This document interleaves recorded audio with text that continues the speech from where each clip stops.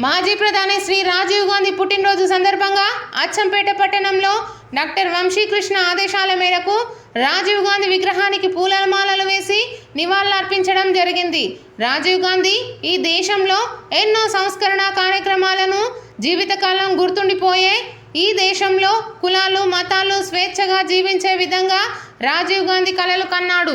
దేశం కోసం ప్రాణాలు అర్పించిన స్వర్గీయులు శ్రీ రాజీవ్ గాంధీ గారి విగ్రహాన్ని త్వరలో రేవంత్ రెడ్డి అసెంబ్లీ ముందు ఏర్పాటు చేస్తున్నందుకు తెలంగాణ రాష్ట్ర ప్రజలు రేవంత్ రెడ్డికి కృతజ్ఞతలు తెలుపుతున్నారు. ఎన్నో విధాల సంస్కరణలు ఐటీ రంగాన్ని గాని పంచాయతీరాజ్ యాక్ట్ గాని మహిళలకు 33% రిజర్వేషన్లు తీసుకొచ్చింది కూడా ఆనాడు రాజీవ్ గాంధీ గారే.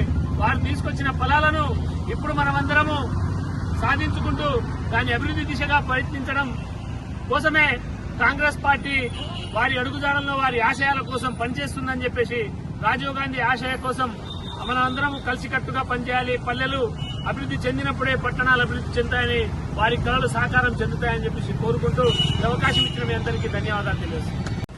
కాంగ్రెస్ పార్టీ ముఖ్య నాయకులు సోదరులారా, మరి రాజీవ్ గాంధీ గారు ఆనాడు ఎన్టీఆర్ ప్రభుత్వం ఉన్నప్పుడు ఒక పంచాయతీరాజ్ విధానం తీసుకురావాలి, మాండలిక రాజ్యాంగ విధానం తీసుకురావాలన్నప్పుడు ఒక్క మాటతోటి సంతకం పెట్టిండు. అప్పుడు మాండలిక రాజ్యాంగ విధానం వచ్చింది.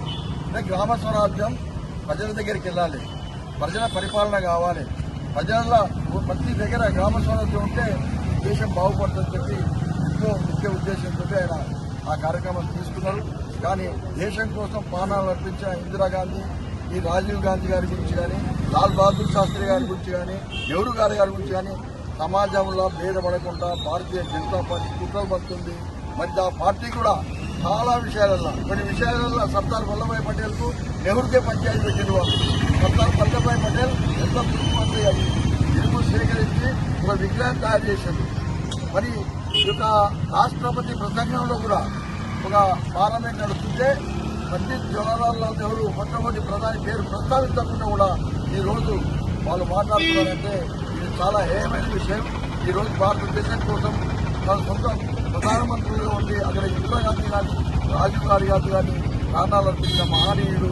ఆయన జయంతిని ఈరోజు మనం పురస్కరించుకొని ఇంతమంది తయారై మన ద్వారా కొంతమందికి కొన్ని విషయాలు తెలియజేయాల్సిన అవసరం ఉన్నది.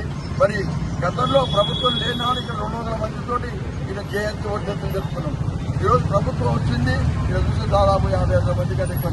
దానికి కారణం ఏంటంటే రాను మనం కాంగ్రెస్ పార్టీ కార్యకర్తలమే ఇటువంటి కార్యక్రమాలకు దూరంగా ఉంటున్నాం. కాబట్టి దయచేసి రాబోయే కాలంలో కూడా ఇప్పుడే కానీ ఏదైనా కార్యక్రమం జరిగితే ఇంత మంచి నాయకుల గురించి ఇవాళ అర్పించుకోవాలి.